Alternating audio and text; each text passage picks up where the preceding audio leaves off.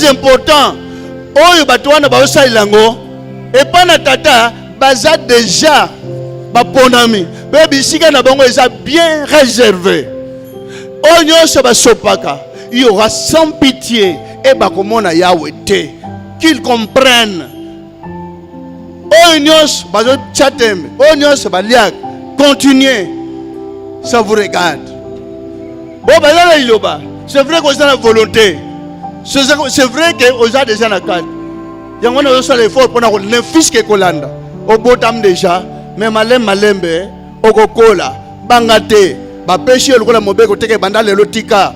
Et ça message aya malembe. O ba okoka, ba koka.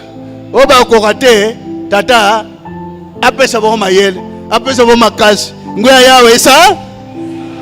Amen, bande na Kristo. Mana liloba. Sozangi mbongo otika liloba. Bama ba omona pasi na mabala.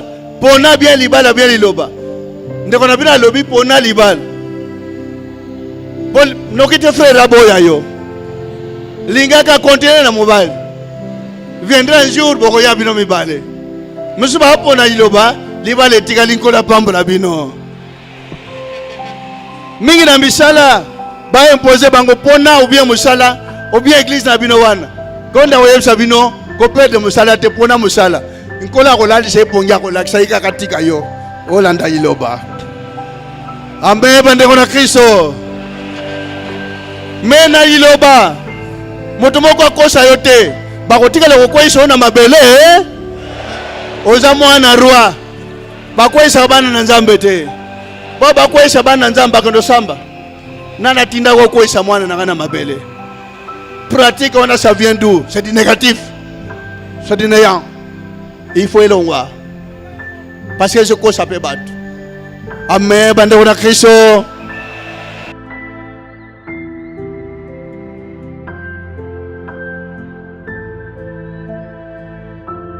Tolimi to lancer message boye avant ya ko bande émission na biso.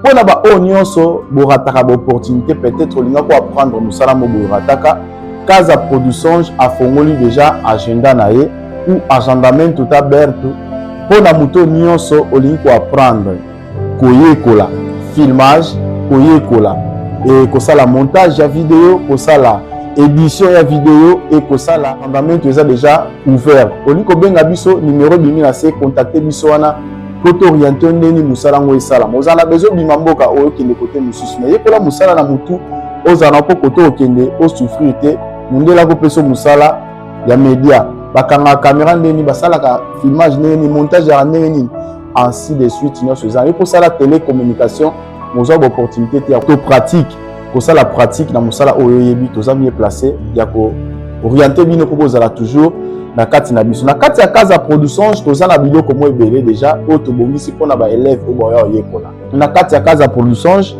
toza bongo na ba élève o ba ko apprendre pe ba ko yekola musala ya filmage ou montage o ba ozana biso pe na kati ya chaîne kaka ndenge ye moko le boss apesi to orienté bato nyonso baza besoin ko apprendre pe ko sala na biso na kati ya Casa Produções toza na ba coulette na biso ya Casa Produções yango oni ba komi CPTV donc Casa Produções télévision donc eza na ba logo na yango ba coulette yango ezali à part coulette oyo to na Congo ba benga ka badge bandeko ya Congo ba benga yango badge yango eza presque complet liboso na sima eza écrit ya Casa Produções eza belé eza presque 50 pièces oyo toza nango awa et puis ba carte na biso soko apprendre musala oyekoli na normal aussi si na yo betide na yo à part couper sa yo certificat tout ça pe na ba carte pour na ko engager bato na kati ya Casa Produções kaka na téléphone oza nango okozula biso élément na musika o lancer pesi biso à partir ya ba élément oyo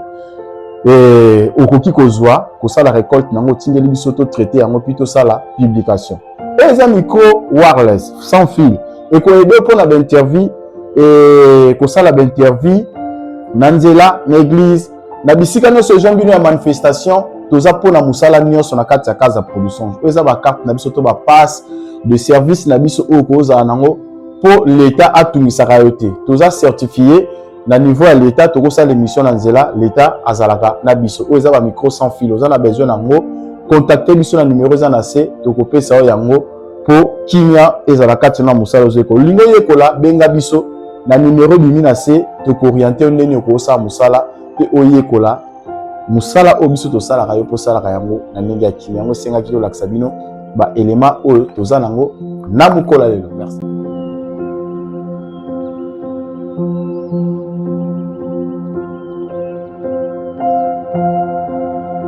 Mwana iloba landa iloba sans intérêt sozo landa iloba po bota ozoko sanzami oya musambelite oya mutamukili kati na iloba me ya wana besoin ya bata liloba bata alikolo kati na lilo eno bata mukili ba wela ba bien matériel mwana iloba mituka ekoya ate yete na makolo omundi pemboka na yawa landa nzame na yo kolanda iloba pona mimbongo te mimbongo yawa akosaila yo yawa pe akovandisa yo mais akobatela yo landa nzambe na yo sans intérêt quelconque oyo basambelaka mpona intérêt quelconque babengi yo na iloba te mpo otinda moto na banguna moto elanda bango non ndenge oye na liloba oyokela bango batikali kuna mawa wana biso moko banga bandoki te longola masolo ya bandoki na monoko moto asambelaka nzambe abangaka ndoki te abangaka nganga te abangaka mpe magicien te atosaka mpe alingaka bato wana me kolanda bango te teya bango baza bana bino boza deja bamikolo ya Israel lelo boza likolo na nyonso. Si Dieu est pour nous, qui sera contre nous? Nganga nini akozwa yo tala akenda ko sacrifice moninga lo yembo kwa kwekawo kozongisa mabe na mabe. Si vous répliquez aux amants de Satan, kozala mwana Satan na kata iloba te mwana iloba azongisa mabe na mabe te. Rendez le bien là où on vous a causé du tort. Ne rendez point mal pour mal. Ne vous vengez donc point. Pardonnez au contraire. Reprenez tout ce monde-là. Approchez-vous de lui au yakaye. Et pressez, ne l'imposez pas, mais lentement, mais sûrement. Amen. Prenez ce message pour être big sakaka yote. Mais big sana bande kona bino wana bakuluna bote ya bango. Approchez-vous d'eux, ne vous éloignez pas d'eux. Au contraire, aimez-le. Sobozana mwa eloko olia bengaka bango. Bolia na bango sam tamusu fufunde tindia simba machete. Na ba criminel. Oba kotela batna bandako. Bobuki miri moninga laline paisiblement. Est-ce que vous comprenez? Oza muto lion muta botaki yo bien mutu kaka. Obota mai na tigre bien na mutu. Oza na mutema mutu na mawate. Sokoti. Aux unions, au ticket na passe. Est-ce que vous vous rendez compte de ce que vous avez fait?